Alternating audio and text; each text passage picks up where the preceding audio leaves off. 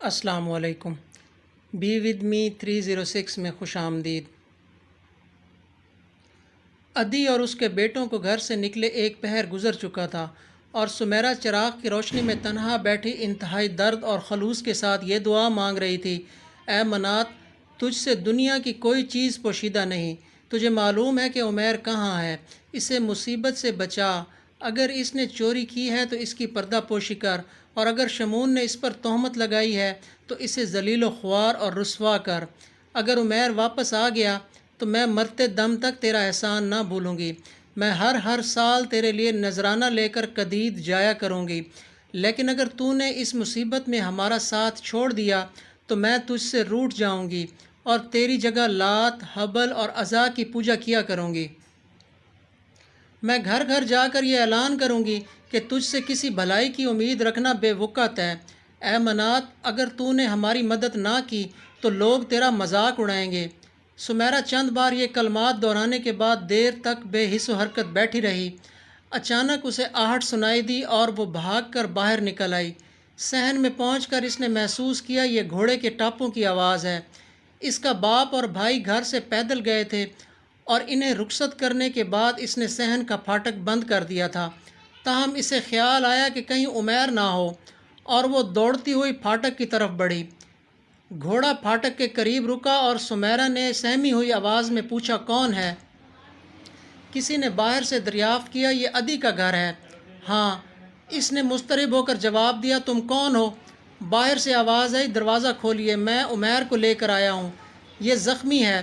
ایک بہن کی محبت اچانک ہر خوف پر غالب آ گئی اور سمیرہ نے جلدی سے دروازہ کھول دیا۔ عاصم گھوڑے پر سوار تھا اور اس نے عمیر کو اپنے آگے ڈال رکھا تھا۔ کہاں ہے میرا بھائی؟ سمیرہ نے کرب انگیز لہجے میں سوال کیا۔ گھبرائیے نہیں، یہ بے ہوش ہے، لیکن خطرے کی کوئی بات نہیں، آپ کسی آدمی کو بلائیے۔ سمیرہ نے کہا، اس وقت یہاں کوئی نہیں ہے، آپ اسے اندر لے آئیں۔ عاصم اندر داخل ہوا اور مکان کے دروازے کے سامنے گھوڑا روکتے ہوئے بولا، ذرا اسے سہارا دیجیے۔ سمیرہ نے دونوں ہاتھوں سے عمیر کو سہارا دیا اور عاصم گھوڑے سے اتر کر اسے اپنے کندھے پر ڈالتے ہوئے بولا، آپ اس کے لیے بستر بچھائیے۔ سمیرہ بھاگ کر کمرے میں چلی گئی اور عاصم عمیر کو اٹھائے اس کے پیچھے پیچھے ہو لیا۔ سمیرہ نے جلدی سے ایک تخت پر بچھونا بچھا دیا اور عاصم نے عمیر کو لٹا دیا۔ چراغ کی روشنی میں عمیر کے خون آلود کپڑے دیکھ کر سمیرہ کچھ دیر سکتے کے عالم میں کھڑی رہی، پھر یک عاصم کی طرف متوجہ ہو کر بولی، انہیں کس نے زخمی کیا ہے؟ آپ انہیں کہاں سے لائے ہیں؟ یہ کب سے بے ہوش ہیں؟ آپ کون ہیں؟ پھر وہ عمیر کے دونوں بازو پکڑ کر جھنجھوڑنے لگی۔ بھائی جان، بھائی جان۔ عاصم نے اسے تسلی دیتے ہوئے کہا، آپ گھبرائیں نہیں، آپ کے بھائی کو ابھی ہوش آ جائے گا۔ آپ کو یقین ہے کہ انہیں کوئی خطرہ نہیں؟ سمیرہ نے بڑی مشکل سے اپنی سسکیاں ضبط کرتے ہوئے کہا، مجھے یقین ہے۔ سمیرہ نے کمرے کے کونے سے ایک چوکی گھسیٹ کر عمیر کے بستر کے قریب کرتے ہوئے کہا، بیٹھ جائیں۔ وہ بیٹھ گیا اور قدر توقف کے بعد بولا، ابھی ان کے سر کے زخم سے خون رس رہا ہے اور آپ پٹی باندھنے کے لیے کوئی صاف کپڑا لے آئیے۔ سمیرہ بھاگ کر دوسرے کمرے سے ایک چادر لے آئی اور یکے بعد دیگرے دو ٹکڑے پھاڑ کر عاصم کے سامنے رکھ دیے۔ جب وہ تیسری پٹی پھاڑنے لگی تو عاصم نے کہا، بس یہ کافی ہیں اور کپڑا ضائع کرنے کی ضرورت نہیں۔ عاصم عمیر کے سر سے خون آلود پٹیاں کھولنے لگا تو سمیرہ نے کہا، زخم داغنے کی ضرورت ہے تو آگ جلاؤں؟ نہیں، زخم گہرے نہیں، صرف اوپر کی جلد پھٹ گئی ہے، تو میں ایک دوا لاتی ہوں، اس سے خون بند ہو جاتا ہے۔ سمیرہ یہ کہہ کر طاقچے سے چمڑے کی تھیلی اتار لائی۔ عاصم نے پٹیاں کھولی اور سمیرہ نے تھیلی سے ایک سفوف نکال کر زخموں پر چھڑک دیا۔ اس کے بعد عاصم نے نئی پٹیاں باندھ دیں۔ عمیر نے آہستہ آہستہ کرانے کے بعد چند گہرے سانس لیے اور نحیف آواز میں پانی مانگا۔ سمیرہ پانی کا کٹورا لے آئی اور عاصم نے گردن کے نیچے ہاتھ رکھ کر عمیر کو اٹھایا اور سمیرہ نے پانی کا کٹورا اس کے منہ سے لگا دیا۔ پانی کے چند گھٹ پینے کے بعد عمیر نے آنکھیں کھولیں اور عاصم نے آہستہ آہستہ اس کا سر تکیے پر رکھ دیا۔ عمیر کچھ دیر عاصم کی طرف دیکھتا رہا، پھر اس نے کمرے کی چھت اور دیواروں پر نظر دوڑائی اور بالآخر اس کی نگاہیں سمیرہ کے چہرے پر گاڑ دیں۔ سمیرہ نے مسکرانے کی کوشش کی اور اس کے ساتھ ہی اس کی آنکھوں سے آنسو ٹپک پڑے۔ بھائی جان، بھائی جان، میں ابھی آپ کے لیے دعا مانگ رہی تھی۔ عمیر نے اپنے ہاتھ پھیلا دیے اور سمیرہ نے اپنا سر اس کے سینے پر رکھ دیا۔ ابا جان کہاں ہیں؟ اس نے پیار سے سمیرہ کے سر پر ہاتھ پھیرتے ہوئے پوچھا۔ وہ آپ کو تلاش کر رہے ہیں۔ سمیرہ نے ہولے ہولے سسکیاں لیتے ہوئے جواب دیا۔ عتبہ اور نعمان وہ بھی آپ کو ڈھونڈنے گئے ہیں۔ عمیر نے آنکھیں بند کر لیں۔ بھائی جان، سمیرہ قدر توقف کے بعد بولی، آپ کہاں چلے گئے تھے؟ آپ نے ہمیں کیوں نہ بتایا کہ آپ کہاں جا رہے ہیں؟ مجھے یقین ہے کہ آپ چوری کر کے نہیں بھاگے۔ شمون نے آپ پر بہتان باندھا ہے۔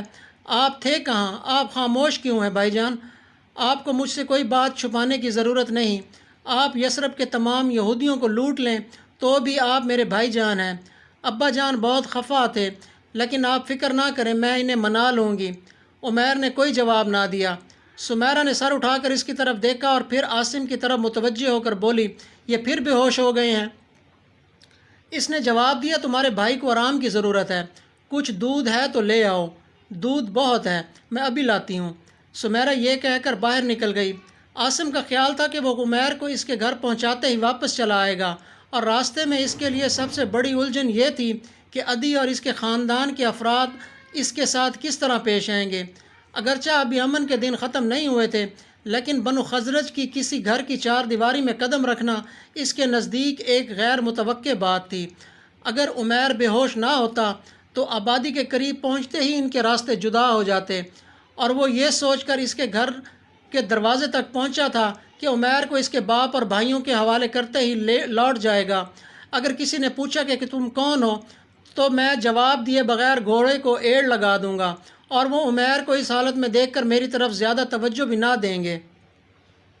لیکن اب وہ کسی ندامت یا پریشانی کا احساس کیے بغیر اپنے دشمن کے گھر بیٹھا ہوا تھا۔ یہ خواب تھا، ایک ناقابل یقین خواب، اور سمیرہ کو دیکھنے کے بعد اس خواب کے تلخ اور اضطراب انگیز پہلو بتدریج اس کی نگاہوں سے اوجھل ہو رہے تھے۔ سمیرہ کا چہرہ فطرت کی ان مظاہر کی دلکشی کا آئینہ دار تھا جن کی ایک ہلکی سی جھلک دیکھنے والوں کی نگاہوں کے زاویے بدل جاتے تھے۔ عاصم کو دشمن کے مقابلے میں انتہائی سنگ دلی کا ثبوت دینے کی تربیت دی گئی تھی، اور عمیر کی اعانت کے ہر مرحلے میں اسے یہ محسوس ہو رہا تھا کہ وہ اپنی قبائلی اور خاندانی روایات سے غداری کر رہا ہے۔ لیکن اب اس کی ذہنی کیفیت میں ایک غیر متوقع تبدیلی آ رہی تھی۔ جب اس نے سمیرہ کو کرب و اضطراب کی حالت میں دیکھا تھا تو اس کے ذہن میں تکلیف کی ایک ہلکی سی لہر اٹھی تھی، اور عمیر کے ہوش میں آنے پر سمیرہ کی مسکراہٹوں سے اسے ایک طرح کی تسکین اور راحت محسوس ہوئی تھی۔ وہ تھوڑی دیر کے لیے یہ بھول چکا تھا کہ سمیرہ اس کے دشمن کی بیٹی ہے اور وہ ایک چھت کے نیچے جمع ہونے کے لیے پیدا نہیں ہوئے۔ لیکن یہ کیفیت زیادہ دیر نہ رہی۔ وہ لمحات جو اسے ماضی کے تلخ ایام پر حاوی محسوس ہوئے تھے گزر گئے، اور یہ تمام واقعات اب اسے خواب سے زیادہ بے حقیقت محسوس ہونے لگے تھے۔